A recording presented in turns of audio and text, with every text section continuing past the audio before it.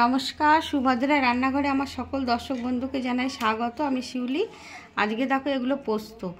পোস্তটা না কিছুক্ষণ ভালো করে ধুয়ে দেখো ফ্রেশ করে একদম ধুয়ে পরিষ্কার করে নিয়েছি, ভিজিয়ে রেখেছিলাম। পোস্তটা আমি বেটে নেব। আজকে আমি কি করব জানো তো, ভীষণ একটা টেস্টি আর ট্র্যাডিশনাল রান্না। এটা আমাদের মা ঠাকুমারা করতো, খুব খেতাম। যাই হোক, এই ট্র্যাডিশনাল রেসিপি হচ্ছে, সেটা হচ্ছে তোমার বাটি পোস্ত বা পোস্ত ভাপা। তো তাই ওর সাথে কী দেবো বলো তো, এই দুটো কাঁচা পাকা লঙ্কা দেবো আর একটু লবণ দেবো অল্প করে। হ্যাঁ, এগুলো দিয়ে আমি ভালো করে সবগুলো দিয়ে একসাথে ব্লেন্ড করে আমি নিয়ে আসছি। দেখো আমি পোস্তটা বেটে নিয়ে চলে এসেছি। এবারে আমি বক্সের মধ্যে দিয়ে দিচ্ছি, বক্সের মধ্যে ঢেলে দিচ্ছি আমার প্রয়োজন মতো।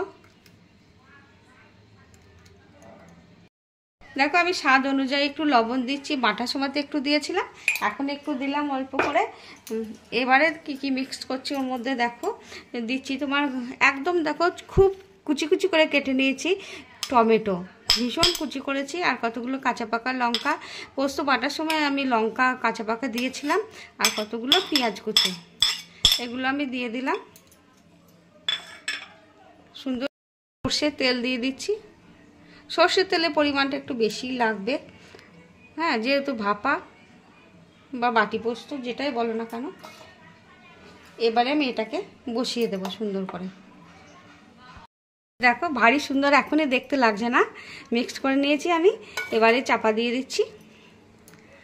দেখো আমি কড়া বসিয়ে দিয়েছি। হ্যাঁ, কড়াতে একটা জল দিয়ে দিয়েছি, জলটা ফুটতেও শুরু করে দিয়েছে অলরেডি। আর একটা স্ট্যান্ড দিয়ে দিয়েছি।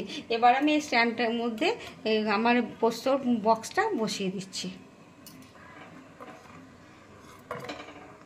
আমি এবারে চাপাটা দিয়ে দিচ্ছি। দেখো আমি 4-5 মিনিট হয়ে গেছে। এবারে আমি চাপাটা খুলে, হ্যাঁ ফুটছে, গ্যাসটা অফ করে দিচ্ছি। গ্যাসটা অফ করে দিয়ে একটু ঠান্ডা হবে, তারপরে আমি তোমাদের খুলে দেখাবো। হ্যাঁ,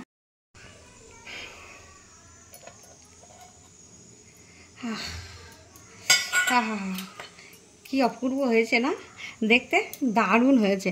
আর খুব সুন্দর একটা সুগন্ধ বেরোচ্ছে। তোমরা এইভাবে অবশ্যই অবশ্যই বানাবে, বানিয়ে খাবে, খেয়ে আমাকে কমেন্ট করে জানাবে তোমাদের কেমন লেগেছে আমার এই পোস্ত ভাপা রেসিপি। হ্যাঁ, বা পোস্ত বাটি পোস্ত রেসিপি। তোমাদের একটু দেখো চারিধারগুলো একটু করে ছেড়ে ছেড়ে গেছে, দেখাচ্ছি একটু। এই যে আহা, গরম গরম ভাতের সাথে, আহা দেখেছো কি অপূর্ব লাগবে খেতে। ঠিক আছে, তাহলে তোমরা এইভাবে বানাবে, বানিয়ে খাবে, আর আমাকে জানাবে তোমাদের কেমন লেগেছে। তাহলে আজকের মতো টাটা।